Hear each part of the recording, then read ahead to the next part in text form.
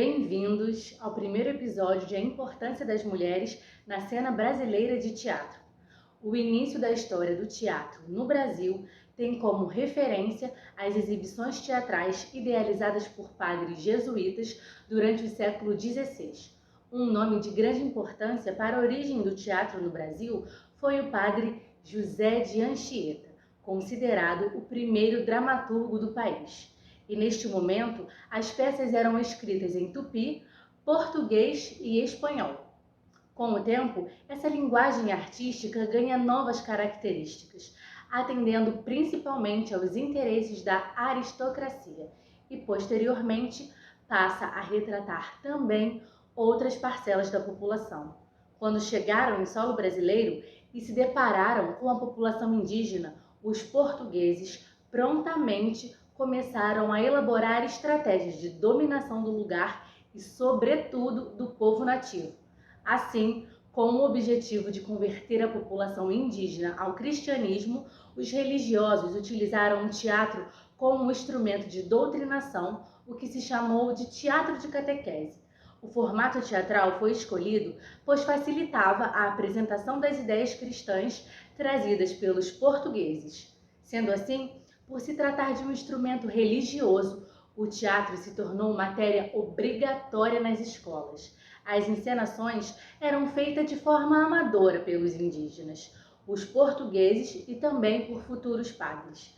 Com característica do teatro de catequese, se destacam a preocupação em transmitir o ensinamento católico, a valorização do propósito bíblico, em detrimento da expressão artística. Os locais de apresentação também deveriam ser acessíveis, como escolas e espaços públicos de lazer e ruas. Misturava também elementos da cultura indígena com os elementos de música e os elementos de dança.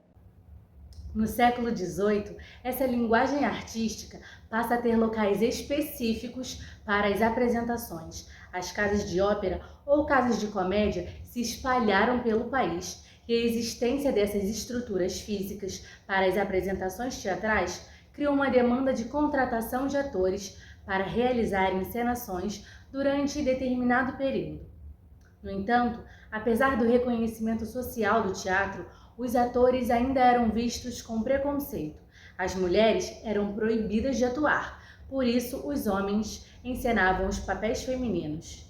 A rainha Maria I de Portugal declarou uma lei que proibia papéis femininos em apresentações em escolas, com exceção de representações de santas, com a justificativa de preservar a juventude e evitar que os meninos tivessem paixões precoces.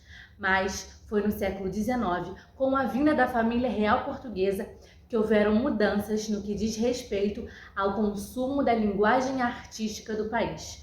Uma das mais importantes é a criação dos primeiros grandes teatros nacionais, que se faz em decorrência do decreto de 28 de maio de 1910, assinado por Dom João. Os espaços foram ocupados pelas companhias teatrais que cada vez mais chamavam a atenção da elite brasileira. É nesse período que surge a primeira companhia brasileira, que tinha João Caetano na direção. Além disso, Dom João trouxe diversas atrizes europeias, tornando assim a presença das mulheres mais comum nos palcos. Nomes como Eugênia Câmara, atriz, poetisa, tradutora e autora dramática, Adelaide Amaral, dramaturga, Estela Sesefreda, a estrela do teatro na Escola Romântica do Brasil, e Ismênia dos Santos, matriarca do teatro brasileiro. Já com a introdução do período romântico no século XIX, o sentimento de identidade nacional ganha destaque no período posterior à independência do Brasil.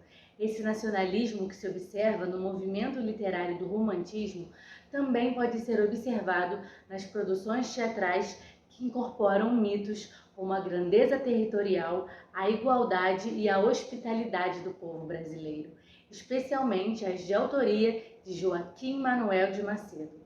Outro nome de destaque do período é Martins Pena. Ele é apontado como fundador do Teatro Nacional devido à quantidade e à qualidade das peças que escreveu. Pena, em aproximadamente 10 anos, Escreveu 28 trabalhos que ganharam muita popularidade e foram fundamentais para a consolidação da história do teatro no Brasil.